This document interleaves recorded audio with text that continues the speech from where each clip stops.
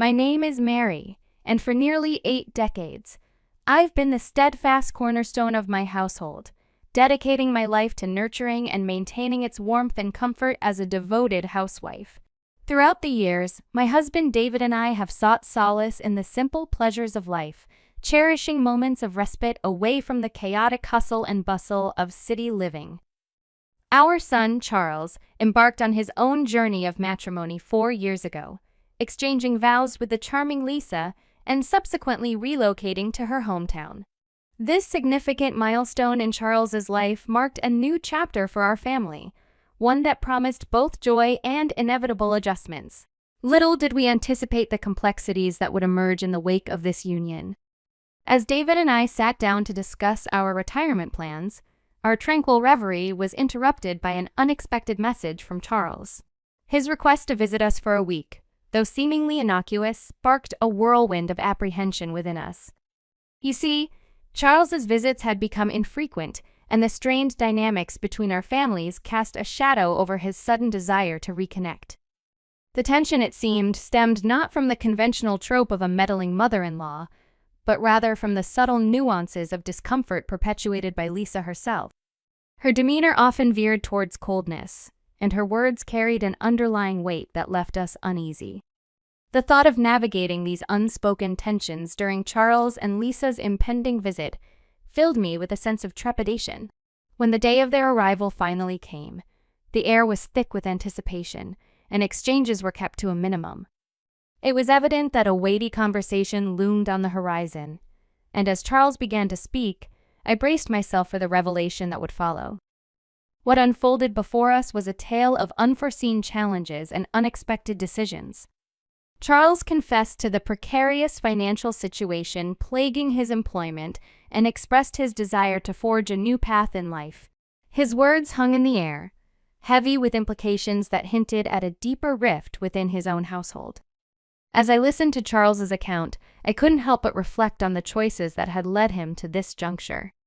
His decision to distance himself from us post-marriage suddenly made sense, as did his longing for refuge in Lisa's hometown. Yet beneath the surface, I sensed a narrative of familial discord and emotional strain that transcended geographical boundaries. In the midst of Charles's confession, Lisa's voice chimed in, offering a perspective that shed light on the complexities of her own struggles. Her candid admission of tension within her family dynamics struck a chord within me, reminding me of the delicate balance we all strive to maintain in our relationships. David and I had envisioned our twilight years as a time of serenity and tranquility, a period marked by the simple pleasures of life. Our recently renovated home, a labor of love, stood as a testament to our aspirations for a peaceful existence. Yet, as we confronted the realities of Charles and Lisa's plight, it became increasingly clear that our capacity to provide support, both physically and emotionally, was reaching its limits. In the end, as we grappled with the weight of Charles and Lisa's revelations, one truth remained steadfast. The bonds of family, though tested and strained, endure through the trials of life.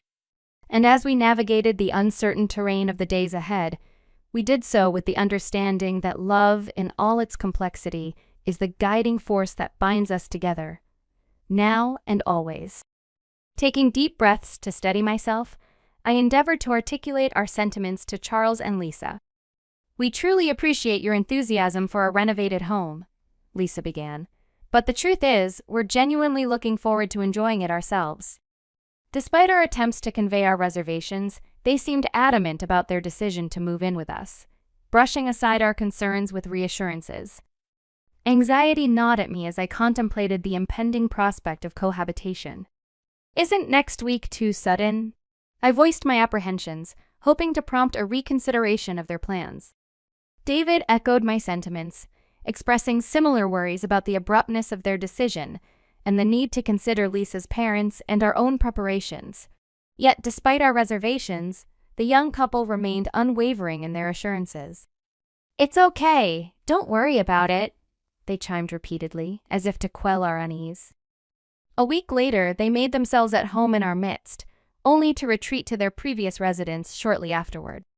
The strain of supporting them financially, coupled with the realization that Lisa may have ulterior motives, weighed heavily on our minds. "We have our limits," David remarked, his voice tinged with concern. "We can barely manage our mortgage payments as it is. The thought of shouldering the burden of supporting both of them is simply too much, especially considering Lisa's apparent intentions." "I completely agree," I concurred, feeling a pang of disappointment at the turn of events. "We can't allow ourselves to be taken advantage of. We need to assert our boundaries and make it clear that this living arrangement is untenable." As we contemplated our future, the prospect of upheaval loomed large in our minds. "Every aspect seems to require preparation and adjustment," I mused aloud, feeling a sense of unease at the thought of our peaceful existence being disrupted. The following day, I mustered the courage to call Charles, hoping to convey our reluctance to continue with their living arrangement. "Living together is just too hard for us," I explained apologetically. "Your father feels the same way. We hope you understand, and perhaps it's time for you two to find a new path forward." I had hoped that my words would resonate with him, but his response left us stunned. "Actually," he began, his tone betraying a sense of determination, "I've already made the necessary arrangements to move in tomorrow." Despite our protests, it seemed Charles and Lisa were resolute in their decision. The next day, as the sound of a moving truck echoed through our neighborhood, we watched in resignation as they stepped into our living room, seemingly oblivious to our concerns. "Hello!" Lisa exclaimed cheerfully, her enthusiasm palpable despite the exhaustion of their journey. "We've finally arrived and I could really use a cup of coffee, Mary. Would you mind making one for me?" As I stood there, grappling with a mixture of frustration and resignation, I couldn't help but wonder how this first interaction would shape our future together. With a genuine eagerness to accommodate, I responded enthusiastically to Lisa's request. "The kitchen is just through here," I offered, gesturing towards the back room. "I'll show you where everything is and how to use it. That way, you can whip up anything you like whenever the mood strikes." As I led Lisa towards the kitchen, her expression soured, and she clicked her tongue disapprovingly before speaking. "Why are you being so cold?" she questioned, her tone laden with accusation. "We've seriously considered our future, even proposed living together. I never imagined I'd have to prepare a simple cup of coffee myself." Her sudden remark caught me off guard, and I struggled to conceal my surprise. It seemed her words belied a lack of appreciation for our hospitality, and her demeanor remained unchanged as she continued. "Living in this house means we can save a lot on expenses, right? Plus, there's the possibility of inheritance in the future. I never imagined we'd be so fortunate." Lisa made no effort to contribute to household chores or laundry, instead opting to criticize me with each glance. Her casual mention of inheritance struck a discordant note, and I couldn't help but feel a sense of unease at her lack of tact. It appeared that Charles was aware of her attitude, yet remained silent on the matter. Meanwhile, David, having retired, spent most weekdays away from home for a new job, unaware of the dynamics unfolding in his absence. Concerned by my growing fatigue and the strain of managing household responsibilities, he approached me with genuine care. "Mary, I'm genuinely concerned about you," he expressed, his voice tinged with worry. "If things become overwhelming, let's work together to find a solution." His words always had a calming effect on me, yet Lisa's behavior continued to unsettle me. Her mention of inheritance had sparked a realization within me living with her would prove to be a challenge, not just due to her blunt remarks, but due to a deeper underlying tension that I couldn't quite place. Despite Lisa's watchful gaze and subtle attempts to isolate me from Charles, I seized every opportunity to communicate directly with him. "If it's shopping, Charles and I can go," I suggested, hoping for a moment of privacy. "Just let us know what you need, and we'll take care of everything. And, of course, we'll handle the expenses." As I watched Charles's reaction, I couldn't shake the feeling of apprehension that lingered within me. It seemed that beneath the surface of our seemingly harmonious family dynamic, tensions simmered, threatening to disrupt the fragile balance we had sought to maintain.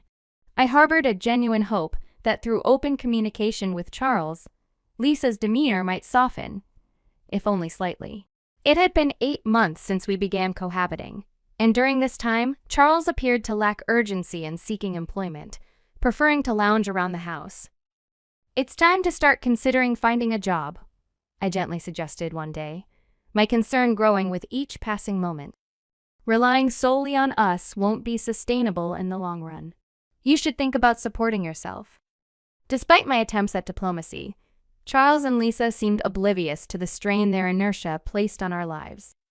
Each day of their inaction heightened my disappointment and frustration. We found ourselves dipping into our retirement savings, despite still carrying a mortgage on our newly renovated home. It appeared as though Charles remained indifferent to our predicament. As the weight of our circumstances bore down on me, I realized I could no longer endure in silence. I confided in David, who had already sensed my growing discontent. "Mary, it's time to stop enduring," he advised, his concern palpable. "I plan to have a candid conversation with Charles tomorrow." After discussing our approach, we decided to address the issue as a family the following evening. Though I braced myself for Lisa's potential objections, a sense of resolution settled within me at the thought of finally confronting our situation. As night fell and the family gathered around the table, David attempted to broach the topic, but Lisa interrupted, requesting a moment to speak. Standing before us, she declared, "Throughout our time here, we've had many feelings. We believe this wonderful house isn't suitable for the two of you." Charles agrees. Her words hung in the air, laden with an unexpected directive. It dawned on me that Lisa intended to invite her own parents to reside in our renovated home. An atmosphere of tension filled the room as I struggled to comprehend the gravity of her proposal. "Are you truly serious?" I questioned, my voice trembling with a mix of shock and confusion. But Lisa remained unfazed, her demeanor haughty as she dismissed our concerns. "We believe you should be grateful for living with us," she retorted, her tone condescending. Stunned into silence, David and I exchanged glances, grappling with the weight of Lisa's audacious request. Eventually, David composed himself enough to address Charles, his tone firm yet measured. "Charles, do you understand the implications of this decision?" he inquired, seeking clarity amidst the swirling chaos of emotions. "What do you make of all this?" David's earnest inquiry hung in the air, prompting us to await Charles's response with bated breath. Lisa's audacious demand for us to vacate our own home left us reeling, desperately seeking insight or validation in Charles's words. As Charles pondered his response, a flicker of contemplation crossed his features. Upon reflection, he began tentatively, "There might be some merit to what Lisa is suggesting.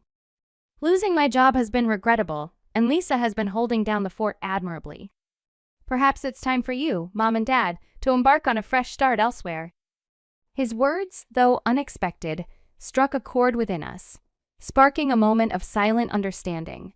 It was a realization that had been simmering beneath the surface as we grappled with the changing dynamics of our relationship with Charles. He was our cherished only child, and while we had never intended to coddle him excessively, his union with Lisa seemed to have altered his outlook drastically. As we exchanged glances, a tacit agreement passed between us, acknowledging the need for a new chapter. Yet, amidst our contemplation, Lisa interjected with a sharp retort. "Why rely on silent communication?" she challenged, her tone laced with disdain. "If you have time for that, you should be packing your bags and leaving this house." Though her words stung with anger and confusion, I maintained a composed demeanor, offering a calm smile in response. "Understood," I replied evenly. "We won't intrude any further. Whatever unfolds from now on, please don't involve us." Even as I spoke these words, I felt a sense of liberation wash over me. It was a declaration of independence from the tumultuous circumstances that had engulfed us, a resolve to chart our own path forward. And though Lisa's face lit up with satisfaction, I couldn't shake the lingering doubts that gnawed at my heart. As the day of departure loomed, I found myself grappling with a mixture of emotions. On one hand, there was a palpable sense of relief at the prospect of escaping Lisa's oppressive presence. Yet beneath the surface there lingered a nagging uncertainty about the future that awaited us. As David busied himself with preparations for our move, his enthusiasm for the prospect of a new beginning was palpable. "We'll turn this into an adventure," he declared optimistically, his eyes alight with excitement as he sifted through our belongings. And though we had yet to settle on our next destination, I couldn't help but feel a glimmer of hope amidst the uncertainty. It was a reminder that even in the face of adversity, there was always the potential for renewal and growth. And as we embarked on this new chapter, I resolved to face whatever challenges lay ahead with courage and determination. Trusting in David's guidance, we embarked on a journey filled with uncertainty, packing only the essentials as we bid farewell to our home. Deep down, I harbored a faint hope that Charles would intervene at the 11th hour, but his silent acquiescence, coupled with Lisa's smile, spoke volumes. The fragility of family bonds weighed heavily on my mind during our journey, yet strangely, I felt a sense of liberation and clarity. Perhaps it was the relief of escaping Lisa's domineering presence that lifted my spirits. As the landscape outside our window shifted, David revealed his surprise. "We're almost there," he announced, his tone tinged with excitement. Puzzled, I inquired about our destination, only to learn that he had secured a room in a luxury condominium, meticulously tailored to our preferences. Located on the second floor to accommodate my fear of heights, the apartment boasted amenities beyond our wildest dreams: a dedicated reading space, a well-equipped gym, and a serene communal bath. It was a far cry from our previous abode, and I couldn't help but express my gratitude. "I never imagined we'd live somewhere like this," I marveled, my disbelief evident. David's reply was tinged with warmth as he revealed the extent of his planning. "It ensures our peace of mind in our old age," he affirmed, his smile reflecting a sense of contentment. Despite the challenges ahead, David's optimistic spirit buoyed our resolve as we tackled the tasks of settling into our new home. The following day, we navigated the bureaucratic maze of real estate procedures, selling our old house and settling our mortgage with our savings. With the weight of financial burdens lifted, we found ourselves feeling lighter, our hearts brimming with newfound hope. Meanwhile, Charles and Lisa embarked on their own journey, embracing their new family structure with Lisa's parents by their side. As we heard snippets of their newfound contentment, I couldn't help but envision the joy they must be experiencing in their fresh start. However, amidst the flurry of change, a call from Lisa unexpectedly pierced the tranquility, signaling a potential shift in our intertwined destinies. "Hello, Mary. It's Lisa. Have you settled into your new home yet? You're not living in a park, are you? If something were to happen to you, please don't rely on us. It would be troublesome." Lisa's voice, filled with concern or perhaps something else, echoed through the phone. Despite her attempt at casual conversation, tension hung in the air as I grappled with my emotions. "Speaking of parks, our new home overlooks a beautiful park," I responded, my tone cautious. "But, Lisa, there may come a time when you have to face reality." I didn't intend for our conversation to escalate into a heated exchange, but overwhelmed by my emotions, I couldn't help but hint at the underlying tensions. "Mary, have you gone mad?" Lisa retorted, her voice tinged with annoyance. "No need to worry. Charles and I are living very happily. Goodbye." With that, she abruptly ended the call, leaving me to ponder the implications of our conversation. Lisa's obliviousness to the deeper meaning behind my words only served to exacerbate my frustration. For days afterward, the encounter replayed in my mind, each time stoking the embers of resentment towards Lisa's attitude. Despite my lingering animosity, a part of me couldn't help but anticipate the challenges they might face in the future.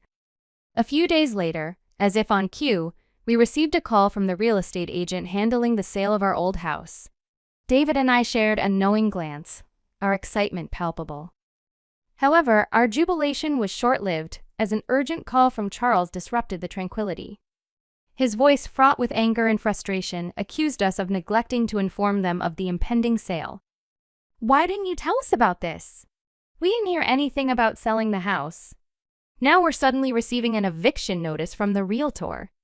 Charles's accusations cut through the air, revealing his inner turmoil.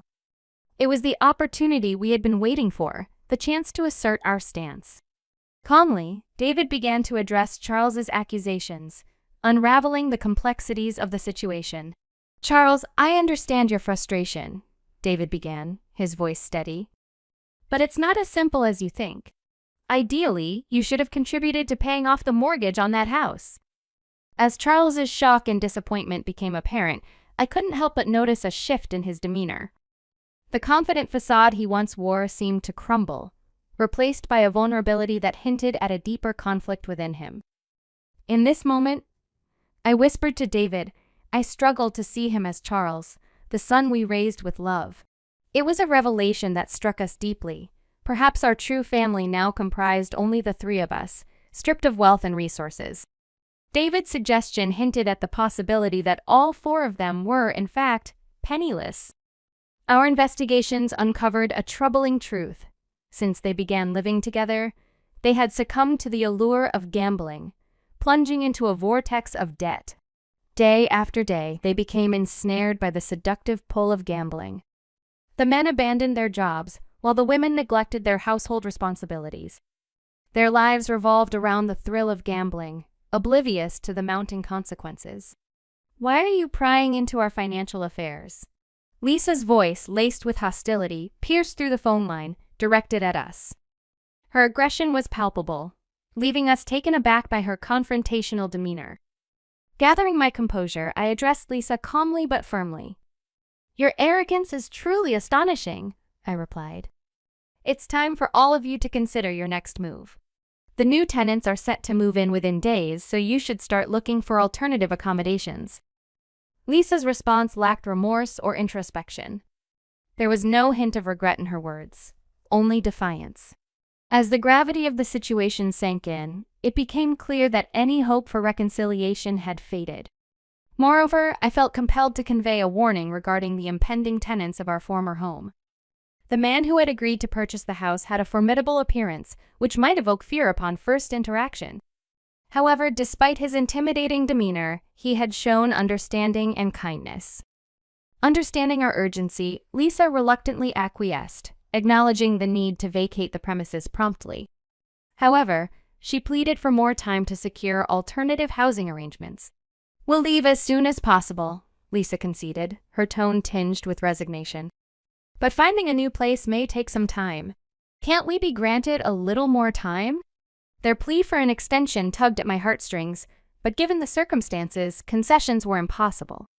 The impending danger and uncertainty demanded swift action, leaving little room for leniency. As I listened to Lisa's voice over the phone, a twinge of sarcasm crept into my smile. Her anxious tone betrayed the urgency of the situation, and I couldn't resist a slightly sardonic response. "You don't have much time left," I remarked dryly, offering one last piece of advice before bidding her farewell. "So choose your actions wisely. Goodbye." As I ended the call, a sense of relief flooded over me, washing away the tension that had gripped me. It was as if a weight had been lifted from my shoulders, leaving me with a feeling of newfound liberation. Later, through hearsay and gossip, I learned that the four of them had swiftly and diligently tidied up their living quarters before vacating the premises. The news brought a chuckle to my lips. It seemed they, too, had felt the urgency of the situation. Although I received no direct communication from them, I gathered from a reliable source that they had downsized to a cramped 180-square-foot studio apartment. The thought of all four of them squeezed into such a tiny space piqued my curiosity.